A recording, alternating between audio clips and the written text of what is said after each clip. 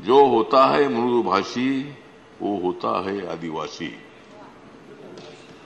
उत्तर प्रदेश में है काशी, उत्तर प्रदेश में है काशी, लेकिन मैं हूं महाराष्ट्रवासी। Thank you. रामदास अठावले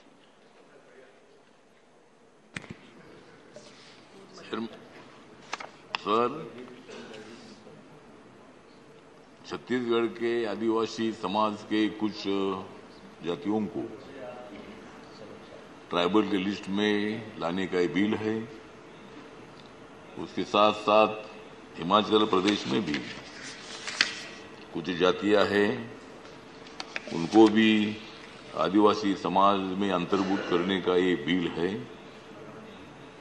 और माननीय अर्जुन मुंडा जी उसका रिप्लाई देने वाले हैं। तो मैं इतना ही बताना चाहता हूं कि जो होता है मृदुभाषी, जो होता है मृदुभाषी वो होता है आदिवासी। उत्तर प्रदेश में है काशी, उत्तर प्रदेश में है काशी, लेकिन मैं हूं महाराष्ट्रवासी। तो ये जो बिल है, ये बिल बहुत सारे जातियों को ट्राइबल में लाने का बिल है।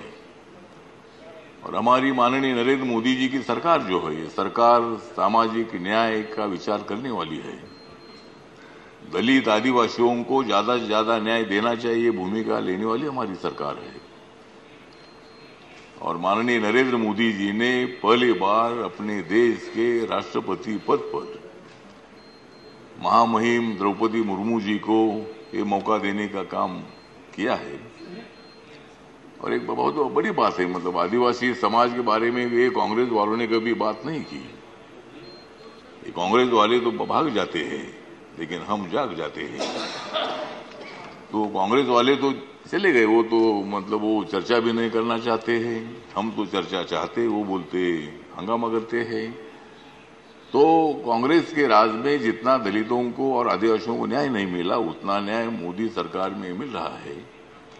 लेकिन मेरी मांग एक है कि हमारे महाराष्ट्र में विशालगढ़ नाम का एक गढ़ है, महाराष्ट्र में रायगढ़ जिले में खालापुर तालुका है, खोपोली है, और वहां इरसालवाड़ी एक 47 मकानों का एक गांव था। और वहां मतलब पहाड़ गिरकर वहां 47 मकान के लोगों की काफी मृत्यु हो गई है। उसमें वो 124 लोग बच गए हैं, लेकिन कम से कम 80-90 लोगों की मृत्यु वहां हुई है। तो एक बहुत बड़ी दर्दनाक घटना है।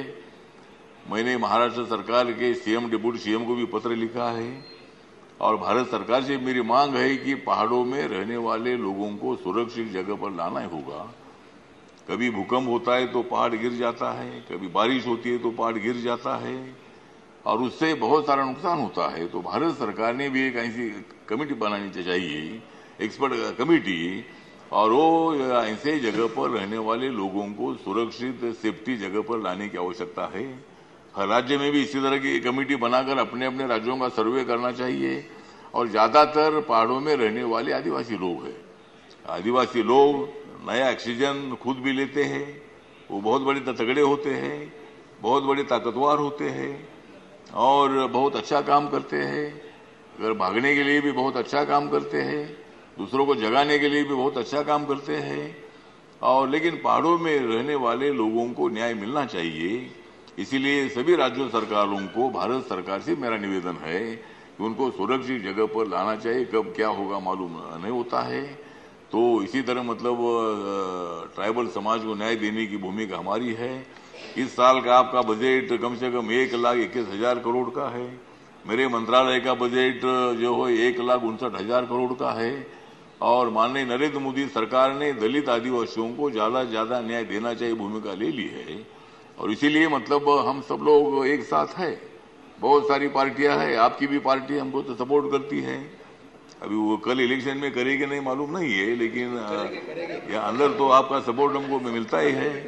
और हम आभार व्यक्त करते हैं कि आपके चीफ मिनिस्टर के साथ मेरी अच्छी दोस्ती भी है, और बहुत अच्छा काम उनका तो चल रहा है। वो भी काम करते, उड़ीसा के लोग भी मतलब हमारे साथ है। नवीन पटनायक साहब जो वो भी हमारे मित्र है, कोयला मंत्री थे एनडीए में पहले, तब मैं मेंबर ऑफ पार्लियामेंट था, तब मैं आपके साथ नहीं था, लेकिन आपके साथ हवा नहीं थी इसीलिए मैं नहीं था। नहीं तो वो बात नहीं है, लेकिन मैं था, मेरे माननीय अटल जी के साथ मेरे संबंध बहुत अच्छे रहते, तो मराठी बोलते थे और नवीन पटनायक जी से मेरे अच्छे संबंध थे, तो इसीलिए आप लोग भी हमको सपोर्ट करते, बहुत अच्छी बात है। तो इसीलिए ये विषय पर आज चर्चा हो रही है, बहुत सारे जातियों को ट्राइबल में लाने की कोशिश हो रही है, लेकिन मेरा निवेदन ये है कि ट्राइबल को 7.5% आरक्षण मिलता है, लेकिन 2011 की जनगणना के मुताबिक ट्राइबल की पॉपुलेशन 8.6% है, 8.4% है, इसीलिए उनका आरक्षण बढ़ाने के बारे में विचार होना चाहिए। मतलब अगर आपका इतनी जातियों को इसमें ले रहे हैं, तो पॉपुलेशन के हिसाब से अगर आरक्षण देना है तो शेड्यूल कास्ट को 6.6% और ट्राइबल को 8.4% आरक्षण मिलना चाहिए, ये भी मेरी मांग है। तो आज यहाँ माननीय मैं बिरसा मुंडा जी को याद करता हूँ, बाबा साहब अम्बेडकर जी को याद करता हूँ, जिन्होंने दलित आदिवासियों के लिए बहुत बड़ा काम किया है, और इसीलिए मैं ज्यादा वक्त न लेते हुए इस बिल का समर्थन में मेरी जो रिपब्लिकन पार्टी ऑफ इंडिया है इसके तरफ से मैं इसका सपोर्ट करता हूँ। और ये कांग्रेस वाले और जो सभी अपोजिशन वाले हैं, तो इनका मैं इनके बारे में नाराज व्यक्त करता हूं। इन्होंने हाउस में होना चाहिए। आदिवासी का बिल चल रहा है, आदिवासी समाज की बात करते हैं लेकिन भाग जाते हैं। इन्होंने ऐसे वक्त पर यहाँ रहना चाहिए था, लेकिन ठीक बात है, वो उनको जाने दो, लेकिन मैं आपके साथ रहूंगा, इनकी कोई आवश्यकता नहीं है। मतलब मैं जब तक आपके साथ हूँ तब तक कोई आपको चिंता नहीं है और मुझे भी कोई चिंता नहीं है। तो ठीक बात है, तो इसीलिए मैं इस बिल का समर्थन करता हूँ। नमस्कार, प्रणाम, जय भीम, जय Bharat. Thank you very much.